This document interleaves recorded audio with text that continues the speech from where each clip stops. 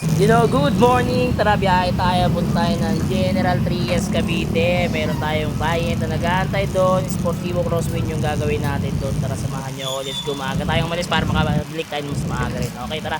Let's go! So ayan, good morning. Touchdown tayo dito sa Cavite Gen 3. Ito, Suso Crosswind Sportivo yung gagawin natin. Pamimili pa sila bossing kung 7 inches or 9 inches yung ikakabit. So yung pagtanggal niyan, ito, screw na to. Tapos dito, tapos apat sa ilalim. Tapos tanggalin nyo lang to. Yan, saka ito. Tara, baklasin natin. Ayan, tapos na tayo mag-install. 9 inches Android yung kinabit natin dito. Ayan, napili nila 9 inches Android yan. Ayan. Siyempre, kasama pa rin sa package natin yung reverse camera. Ayan.